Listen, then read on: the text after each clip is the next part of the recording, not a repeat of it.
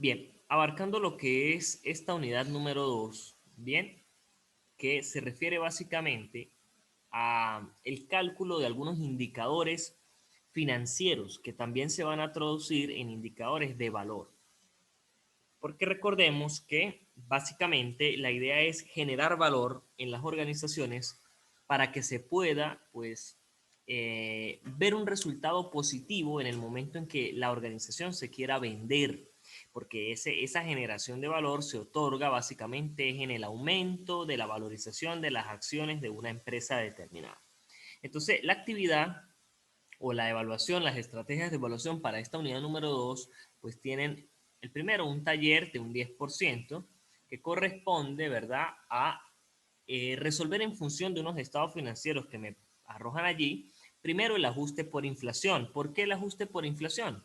Porque recordemos que para nosotros poder comparar estos indicadores financieros y de valor, necesitamos hablar en un mismo idioma.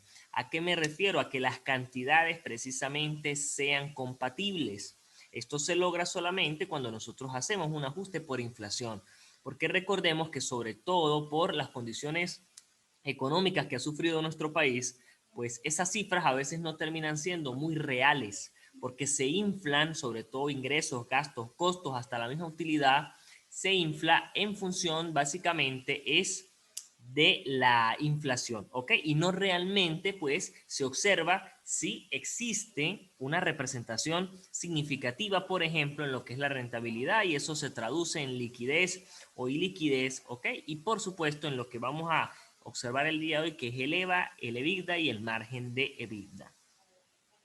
Entonces, por eso es que se les solicita que ustedes realicen el ajuste por inflación, ¿ok? ¿Cómo lo van a realizar? Básicamente, ustedes pueden utilizar las herramientas que aprendieron en Contabilidad 4 para realizar este ajuste por inflación, ¿okay? Recuerden que hay cuentas que básicamente se ajustan de forma práctica o sencilla, y hay algunas otras que necesitan de ciertos métodos, como por ejemplo el ajuste de los inventarios. Bien. Sin embargo, estos estados financieros que se les presentan aquí están bastante sencillos, entonces realmente el ajuste va a ser muy sencillo. Una vez tengan ese ajuste por inflación, entonces ya la segunda fase dice calcular y analizar la rentabilidad para cada periodo. Es importante que tengamos claro que aquí vamos a tener no solo que calcular los indicadores, sino analizarlos, porque recuerden que la administración financiera se basa en esa toma de decisiones. A nosotros los modelos matemáticos y los cálculos nos sirven, por supuesto, pero ¿qué hago yo con ellos? Eso es lo más importante. Entonces, la idea es que aprendamos a analizar cada uno de estos indicadores que vamos a conocer el día de hoy. Entonces, bueno, vamos a analizar la rentabilidad, el EVA, el EBITDA, el margen de EBITDA, y nos dice que se debe presentar de forma individual mediante un informe. Eso significa que básicamente debe ir bien presentado su portada, ¿verdad? Si hacemos más o menos un índice en tal caso o una introducción, y después vamos a ir mostrando cada uno de los indicadores que nos presentan, sus gráficas y sus resultados, ¿ok? Es decir, en tipo informe, es decir, repito nuevamente, organizada toda esa información. Como si ustedes la estuviesen presentando ante el gerente de la empresa, ¿ok? Y también la segunda estrategia, pues, es un cuestionario de aspectos teóricos, ¿ok? Referidos al material de apoyo que se encuentra, pues, en esta unidad, que dice material de estudio en la unidad 2, este de lectura y este de apoyo en rentabilidad. Aquí pues solamente van a disponer de una hora y son solo 5 interrogantes de desarrollo, así como lo hicieron en la unidad número 1. Entonces, bien, vamos a iniciar hablando un poquito sobre los indicadores de valor, ¿ok? Si leemos, nos dice que básicamente ustedes en análisis de estados financieros ya conocen ciertos indicadores para precisamente analizar los estados financieros de un momento determinado, y también a lo mejor aplicando un análisis horizontal podemos observar esas variaciones que existen año tras año. Pero nosotros tenemos que implementar otro tipo de indicadores que nos permitan, por supuesto, acercarnos más a la realidad gerencial, o como nos dice el autor, a la actuación gerencial, y que de esa forma nosotros observemos de una forma más clara cómo se están llevando a cabo todas las actividades empresariales, ¿ok? Es decir, la operatividad de mi empresa. Y por supuesto, les repito, pues que nosotros seamos capaces de concluir si en la empresa se está generando valor o no. Es decir, hay una generación de valor o hay una pérdida de valor. Pero esto no es tan sencillo, es un proceso un poco complejo. Porque así como vimos en la unidad 1 que el lenguaje es muy importante manejarlo, es decir, no es tan sencillo utilizar el término rentabilidad, el término liquidez, riesgo, utilidad, ganancia. Del mismo modo, nosotros no podemos decir que una empresa está generando valor si no hemos aplicado indicadores de valor y si no analizamos de forma correcta estos indicadores. ¿Ok? Lo que pudiésemos decir es presumir que se genera valor. Eso es otra cosa, pero hay que agregar ese término de presumir que se está intentando generar valor. Ahora, cuando ya aplicamos ciertos indicadores que vamos a ver aquí, ya podemos entonces confirmar o afirmar si se genera o no se genera valor. Entonces, nos dice aquí, estos indicadores son los conocidos como inductores de valor. Imagino que son nuevos para la mayoría de ustedes, ¿ok? Y les va a servir si ustedes desean profundizar en esta área financiera. Entonces nos dice, pues en la medida en que la empresa libere más efectivo por cada peso de ventas, se tendrá mayor liquidez y mejores posibilidades desde el punto de vista financiero. Recordemos que los compromisos se cumplen con efectivo y no con utilidades, y es allí donde afirmamos nuevamente que no basta solo con generar utilidades. A pesar de que en los estados financieros de un año o varios años nos dé utilidad el ejercicio, eso no significa que realmente la empresa esté bien y que por supuesto a lo mejor haya logrado cubrir sus compromisos al corto plazo. Bien. El primer indicador que nos muestran por aquí se denomina utilidad operativa, ¿ok? A lo mejor este sí ya lo conocemos y además se determina básicamente en un estado financiero como es el estado de resultados, ¿ok? Entonces, esta utilidad operativa o utilidad de operación nos dice que es aquella que se obtiene de disminuir a las ventas el costo de lo vendido y los gastos de operación y representa la ganancia o pérdida obtenida derivada de la actividad normal de una empresa. Entonces, la asociamos como UO, es utilidad operativa y no es otra cosa que las ventas, ¿ok? Y a esas ventas les vamos a restar el costo de las ventas y los gastos de operación. Fíjense que aquí tomamos en cuenta solamente gastos de ventas y gastos administrativos. Aquí no estamos restando los gastos financieros. Si existieran gastos financieros en nuestra empresa, ¿ok? O los vemos reflejados en el estado financiero, no los vamos a colocar aquí. Bien, aquí solamente le vamos a restar gastos de ventas y administrativos. Ojo con eso. Bien, ese es el primer dato. Ahora bien, claro, ¿cómo existe realmente una utilidad operativa? Bueno, cuando las ventas son mucho mayor que la resta de los costos y gastos. Bien, de lo contrario, ya esto se generará es una pérdida operativa y ya desde ese momento podemos decir claramente que la empresa no está generando valor. Si ya la utilidad operativa me da negativa, básicamente decimos la empresa no está generando valor porque no cubre ni siquiera los mínimos márgenes para generar utilidad nada más. Bien, ahora, si esto me da positivo, no significa tampoco que se esté generando valor, no significa. Lo único que significa es que la empresa genera utilidad operativa, ¿ok? Es decir, que en condiciones normales, pues la empresa está cubriendo sus costos y gastos de ventas, sus costos y gastos operativos, ¿ok? Es decir, los gastos de ventas y administrativos. Bien. Luego viene lo que es la utilidad neta. Entonces nos habla de que esta utilidad neta, pues para todos ustedes ya en esta etapa sabemos que es un resultado final que se obtiene, por supuesto, después del cálculo de la utilidad de operación, ¿ok? Que es para un periodo determinado y que se van a tomar en cuenta, en este caso sí, todos los eventos económicos en los que haya participado la empresa, ya sean derivados de sus actividades normales o de las que no son normales, es decir, las de poco común, inusuales o que no tienen relación directa con la operación principal. Ojo con eso. En la utilidad operativa, repito, por eso me hablan de gastos de operación, solo toma en cuenta gastos de ventas y administrativos porque son aquellos que tienen relación directa con la actividad normal de la empresa. Bien. Ahora, ¿dónde voy a hacer el otro filtro? En la utilidad neta, porque aquí sí voy a tomar en cuenta cualquier otra eventualidad económica que no es a lo mejor referida a la operación directa de la organización. Entonces, para calcular esa utilidad neta, pues necesito la utilidad operativa que me arroja aquí Y a eso sí le voy a restar los impuestos y los intereses. Es decir, si existen gastos financieros, que son los intereses, aquí es donde los voy a restar. Bien, ya sea que esos gastos por intereses hayan sido para la operación directa o no de la organización. Entonces obtenemos una utilidad neta. Por eso les decía que si ya esta utilidad operativa me da negativa, de ahí para allá no tiene sentido porque la utilidad neta ya me va a dar negativa. ¿Ok? Ahora bien, entonces, ¿cómo calculamos la utilidad neta? A la utilidad operativa le vamos a restar, repito, impuestos e intereses. Si esto da positivo, entonces afirmamos que hay una utilidad neta, es decir, que realmente la organización logró cumplir con todos sus o con todas sus eventualidades económicas en ese periodo determinado, incluyendo las operativas y las no operativas. Bien.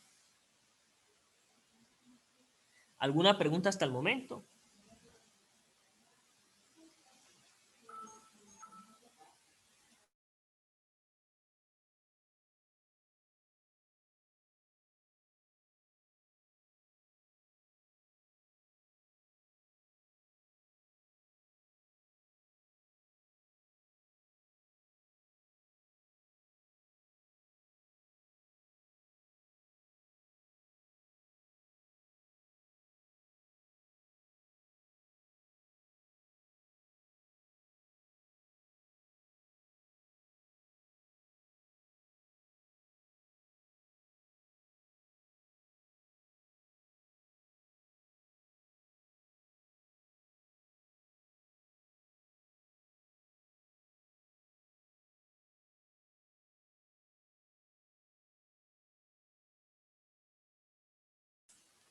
Ok, nos vamos entonces a otro indicador que se conoce como el capital de trabajo neto operativo. Bien, nos habla de que es una porción del flujo de caja. Ojo, y les repito nuevamente porque entre lo que ya he corregido de la primera evaluación, muchos siguen confundiendo el concepto de flujo de caja con el flujo de caja libre.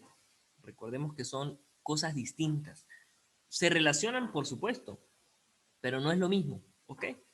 Entonces, el capital de trabajo neto operativo sí me habla de la porción del flujo de caja, es una porción, es decir, un pedacito de ese flujo de caja que la empresa utiliza para reponer el capital de trabajo. Ojo con esto, ¿qué significa? Que de dónde va a surgir o de dónde debe salir el destino del capital de trabajo neto operativo, del flujo de caja. El flujo de caja debe originar una cantidad monetaria suficiente para cubrir las necesidades del capital de trabajo neto operativo. De lo contrario, ya ahí hay una debilidad financiera, ¿ok? Pero fíjense que cuando me habla de capital de trabajo neto se le agrega lo operativo, porque yo tengo que tomar en cuenta solo las condiciones que me permitan operar. Yo aquí no voy a tomar en cuenta un capital de trabajo para otras actividades que no se refieren al objeto principal de mi empresa. Ojo con eso. Bien, yo aquí solamente valoro lo que es operativo. Por eso me dice que son aquellos recursos que requiere la empresa para poder operar. En este sentido, el capital de trabajo es lo que comúnmente conocemos como activo corriente. Bien, que viene dado básicamente por qué? Efectivo, inversiones a corto plazo, las carteras y los inventarios. Dice lo siguiente, ojo, se pretende que sea lo más baja posible, pues no se pueden dejar recursos ociosos que no generan rentabilidad. Ojo, si el capital de trabajo neto operativo, y aquí es donde realmente viene la comparación, a mí el capital de trabajo neto operativo de un año en particular me puede dar X cantidad de dinero y yo no sé si eso está bien o está mal en realidad. ¿Cómo sé yo si eso está bien o está mal, si es positivo o negativo? Tengo que comparar a juro con otro año, ¿ok? Porque ¿qué pasa? Si yo tengo el capital de trabajo neto operativo del año 2015, me da, por ejemplo, 10 bolívares, y el del año 2016 me da 12 bolívares, eso ya es negativo. Significa que yo necesito más capital de trabajo para hacer lo mismo que estoy o que vengo haciendo desde el año anterior. Entonces estoy aumentando mi capital para operar de la misma manera. Eso es negativo. Por eso dice que debe ser lo más bajo posible. Ojo con esto. Ahora, si es que realmente, por eso siempre digo, hay que estudiar las causas también. Si es que aumentó ese capital de trabajo porque hay una inversión, hay un crecimiento, eso es positivo, ¿ok? Pero si es un aumento que no realmente refleja una inversión o un crecimiento en la organización, pues entonces eso sí va a ser negativo, ¿ok? O por el contrario, puede que me haya dado en el año 2015 10 bolívares y en el año 2016 me da 8 bolívares, perfecto. Disminuí mi capital de trabajo neto operativo, eso es positivo a simple vista. Pero cuando yo estudio las causas, resulta que realmente es porque la empresa está dejando de vender, ya no tiene inventarios, no tiene entonces que no se endeuda con proveedores a lo mejor porque no tienen pues básicamente ventas y como no vende, pues no compra mercancía. Entonces eso termina siendo negativo, ¿bien? Porque lo que significa es que realmente a fin y al cabo es muy posible que yo empiece a perder valor. Es probable que yo pierda valor en mis acciones porque las ventas no van como deberían, ¿ok? De un año a otro. Entonces, ojo con eso, ¿sí? Repito nuevamente, se pretende que sea lo más bajo. Es decir, si estoy trabajando en condiciones normales y no ocurre nada eventual de un año a otro, pues que el capital de trabajo neto disminuya, eso es positivo, porque estoy haciendo lo mismo con menos, ¿ok? Y eso es muy bueno. Por el contrario, si aumenta, eso es negativo, porque entonces estoy haciendo lo mismo con más, ¿ok? ¿Cómo calculamos entonces ese KTNO, que es como su nomenclatura? Capital de trabajo neto operativo son las cuentas por cobrar, ¿verdad? Bien, pero ojo, cuentas por cobrar solo operativas. Si tenemos una cuenta por cobrar a accionistas, cuentas por cobrar a empleados, eso no va aquí. Aquí solamente necesito las cuentas por cobrar operativas, ¿ok? Es decir, básicamente las que tienen que ver con la relación directa de la empresa con las ventas. Si mis clientes me deben dinero, entonces eso es una cuenta por cobrar que debe ir aquí porque es operativa. Bien. Inventario, del mismo modo. Aquí sí debe ir la relación total del inventario, ¿ok? Del inventario que se necesita, pero ojo, lo mismo. Si ustedes en su contabilidad llevan inventarios de algo que no es operativo, no lo debo considerar aquí para el KTNO. Ojo con eso, ¿ok? Porque hay muchos contadores que reflejan a lo mejor ciertos inventarios allí que no son realmente operativos. Entonces eso no lo tengo que considerar. Y del mismo modo, las cuentas por pagar que voy a restar tienen que ser básicamente a proveedores, es decir, a todas aquellas personas o partidarios que permiten operar a la empresa. ¿Ok? Ojo con eso. Y bueno, básicamente, esto, si nos ponemos a analizar qué pudiese dar, yo digo, bueno, si esto me da positivo, es porque efectivamente las cuentas por cobrar y lo que yo tengo en inventario, pues es mayor que lo que debo. ¿Ok? Es decir, que a ciencia cierta, eso es positivo porque me está diciendo a mí que mi empresa va a estar en marcha, porque efectivamente tengo cómo trabajar y necesito ese capital. Si esto me empieza a dar negativo, eso significa claramente que lo que tengo por cobrar y lo que está en inventario ni siquiera va a cubrir lo que debo. O sea que ya hay algo negativo, necesito endeudarme claramente para poder empezar a operar, ¿ok? Ojo con eso también. Otra posibilidad, ¿ok? Porque la idea de estos indicadores es analizar precisamente, les repito, qué pasa, porque estos son números. Entonces ustedes analizan qué hace que esto se vuelva más grande o qué hace que esto se vuelva más pequeño. Eso también es importante. ¿Qué me haría a mí? ¿Qué me haría a mí, por ejemplo, que me aumente un cateneo de un año a otro? Tengo que analizar estas tres cuentas. ¿Qué pudo haber pasado?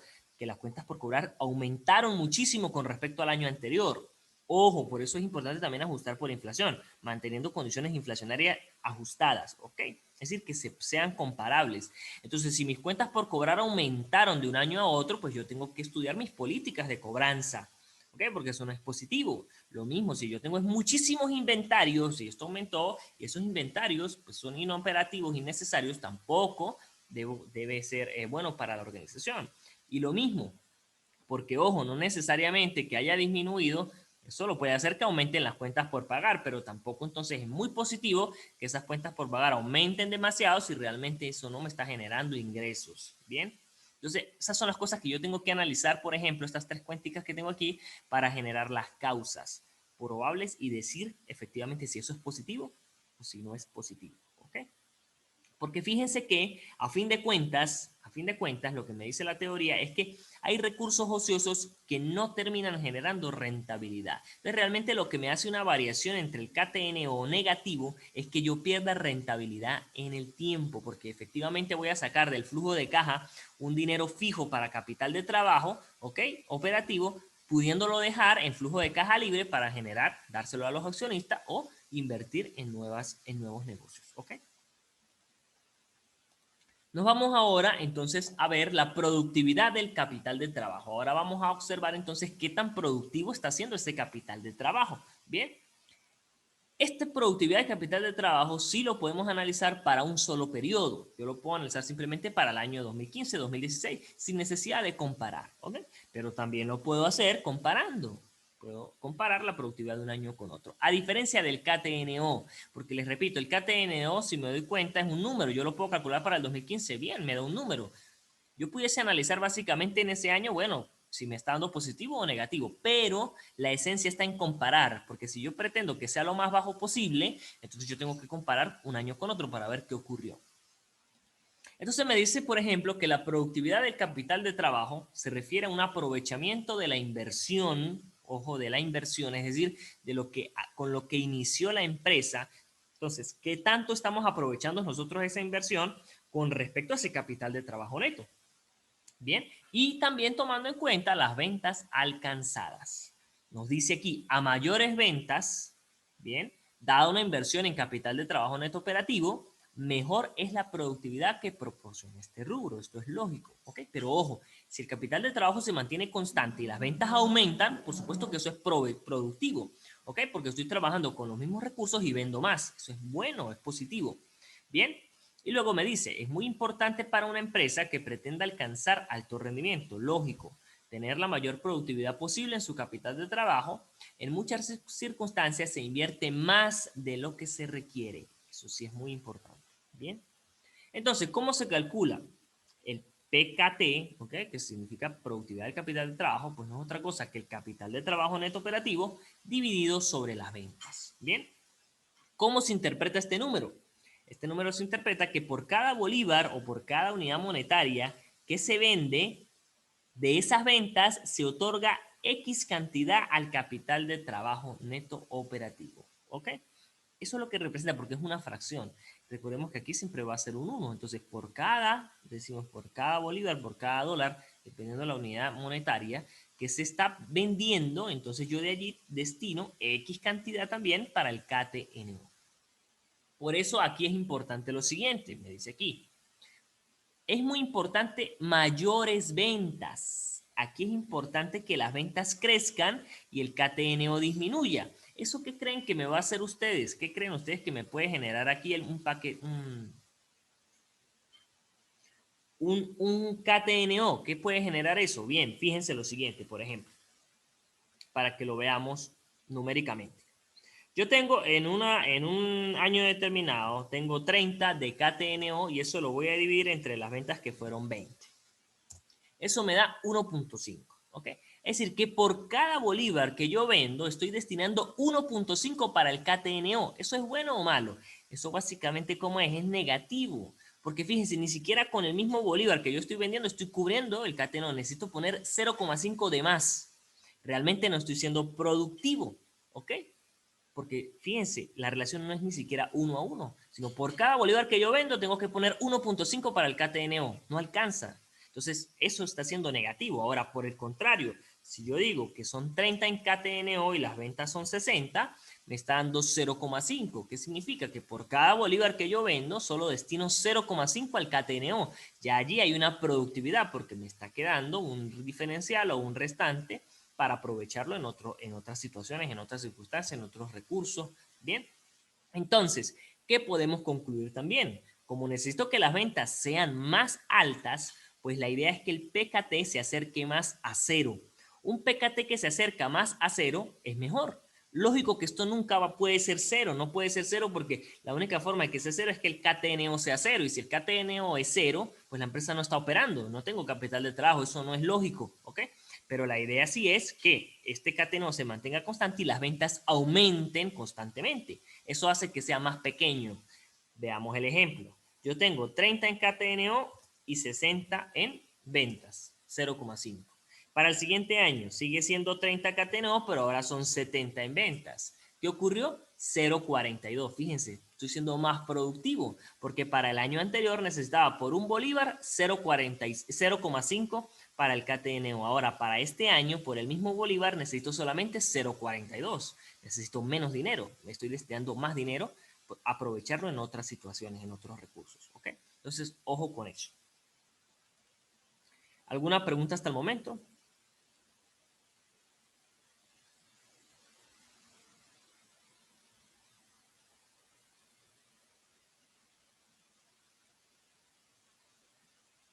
Bien, entonces me parece muy bien. Más o menos ahorita al finalizar todo esto les voy a mostrar cómo debería quedar un ejercicio. Básicamente en la comparación, porque muchachos, yo no les resuelvo un ejercicio como tal, porque esto tiende a ser muy dinámico, ¿ok? Yo les puedo resolver un ejercicio, pero a lo mejor se van a caletrear de que el paquete no es este, no. La idea es que vean las generalidades de lo que puede ocurrir, ¿ok? Porque números, yo digo, números son números prácticamente. Yo puedo colocar cualquier número. ¿Y qué pasa al colocar ese número? Eso es lo que ustedes tienen que entender. Porque yo puedo resolver un ejercicio donde el PKT me da siempre mayor que 1 y les explico muy bien. Pero ¿qué pasa si no? Entonces ustedes tienen que tener todas las posibilidades de abanico para que entiendan es cómo se analiza o se interpreta cada indicador. Bien, entonces, seguimos con el siguiente, es el EBITDA. Bien, el EBITDA me dice que son las utilidades antes de intereses, de impuestos, depreciaciones y amortizaciones. Ojo con eso, son utilidades, el EBITDA son utilidades, pero las utilidades que van a obtenerse antes de pagar intereses, impuestos, depreciaciones y amortizaciones. Esto me quiere decir, es decir, las utilidades en efectivo, lo que realmente tiene en efectivo la empresa, ¿bien? En un periodo determinado y que permiten cubrir el pago de ¿qué? De los impuestos, ¿bien? Las inversiones en capital de trabajo, reposición de activos fijos, pago del servicio a la deuda, inversiones estratégicas y el reparto de utilidades. También el EBITDA nos da una idea del potencial del negocio para liberar en efectivo. ¿Qué tan bueno es mi negocio liberando efectivo? Y eso es lo que necesito saber yo. Porque si es un negocio que libera bastante efectivo, pues eso me va a generar de cierta manera liquidez. Es decir, yo debería cubrir mis deudas al corto plazo. Bien. Mientras mayor sea el EBITDA, más alto será el flujo de caja. Ya aquí está el análisis. A mí me interesa que el EBITDA sea mayor, que sea muy alto. ¿Ok? Distinto del PKT. El PKT a mí me interesaba que fuese más cercano a cero. Bien. Mientras más pequeño es el PKT, mejor. Aquí no. En el EBITDA me interesa que sea mayor. Mientras más grande es el EBITDA, es mucho mejor porque significa que más alto es o debe ser ese flujo de caja. Ojo, flujo de caja. Bien. Es un indicador operativo y relaciona las ventas con los costos y gastos vivos. Esto aquí se refiere nuevamente a los operativos, a lo que realmente se lleva en el día a día. Bien, en la medida en que el efectivo que generan las ventas sea mayor que el efectivo que se compromete en costos y gastos, la empresa tendrá mejores oportunidades desde el punto de vista de la generación de valor. Ojo, tendrá mejores oportunidades en la generación de valor. Bien. Pues la disponibilidad es lo que en última instancia permite cumplir con los compromisos adquiridos y específicamente el pago de impuestos, pago del servicio a la deuda, si existe, ¿no? El reparto de utilidades y la realización de inversiones estratégicas. El modelo es este que tenemos acá, sencillo, dice que el EBITDA es utilidad operativa neta más las depreciaciones y amortizaciones. ¿Por qué? Porque recordemos que a fin de cuentas estas depreciaciones y amortizaciones no generan realmente una salida de efectivo, pero se consideran al momento de elaborar los estados financieros. Entonces yo las tengo que sumar porque realmente es un dinero que debe estar allí en caja, en banco, o sea, tiene que estar en efectivo. Bien, entonces a la utilidad operativa neta le sumo esas dos cuentas y allí me va a dar el EBITDA. Como todo es una suma, básicamente, por eso necesito que sea lo más positivo posible, porque mientras más utilidad operativa neta exista y las depreciaciones y amortizaciones sean también más altas, fíjense esto, pues el EBITDA es favorable. Bien. ¿Alguna pregunta hasta el momento? Creo que ninguna. Voy a tener que cerrar y volver a abrir, ¿ok? Porque ya se va a consumir los 40 minutos para continuar. Bien. Entonces, cierro la grabación y vuelven a ingresar.